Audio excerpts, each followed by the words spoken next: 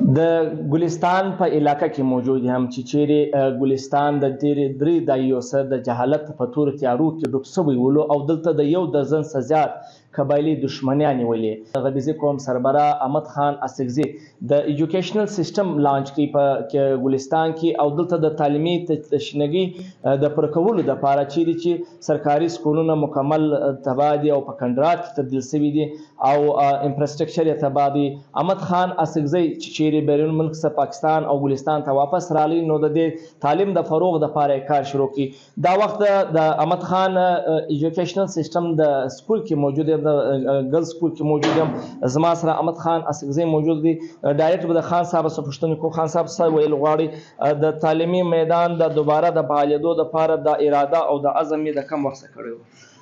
دا تقریبا د 4 کال څخه کوم وخت پر موږ یو آفت نازل کړل شو، د هغه وخت څخه موږ د نورو مصیبتو سره سره اول قدم چې واخیستل شو هغه زموږ پر تعلیمي ادارو باندې بندیزونه ولګېدل او هغه وتړل شول.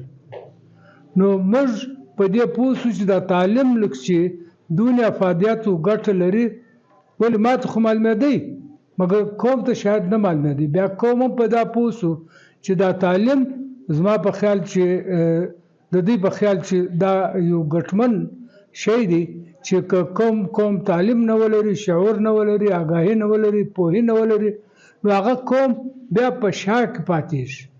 نو د هغه سره سره اوس په هغه وخت کې زموږ وسایل نه وو، نو تقریبا یو 12 هلکان په هغه وخت کې ما واستوله کراچۍ له د سبقه دپاره، هایر سټډیز دپاره.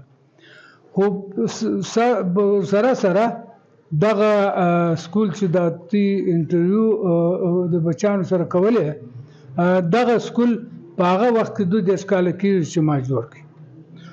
نو دغه د تعلیم تشنګي د وخت سره زموږ سره وه او اوس هم دا تشنګي پوره نه ده، که څه هم موږ دا د تقریبا اوس 1100-1200 انجونو هلکانو ته زموږ د تعداد کچه ورسېده.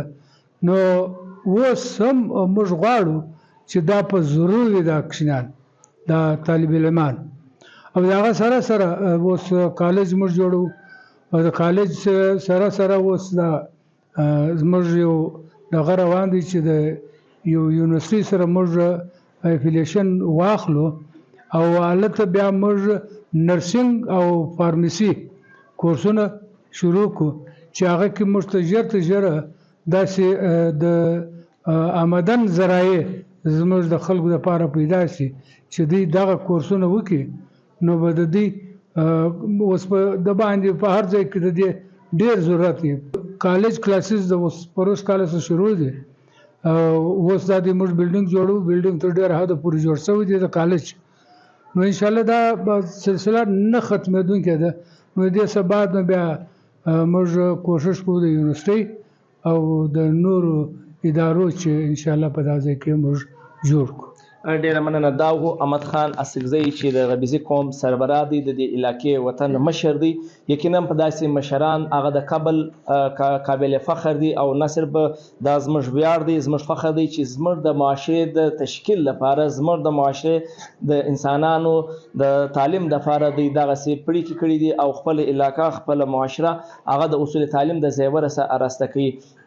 د شهید کاکاجي فاونډیشن بیا احمد خان ایجوکیشنل فاونډیشن لکه څنګه هغه جان یاد کړه چې 2 کاله مخکې دی د دې ګل یشي او دا اوس تناور درخت سو او ان شاء الله داسې اراده داسې نور هم لري چې دلته یونیورسټیان خلاصي او سات میډیکل کالجو د لپاره هم د دهلیز شروع دي.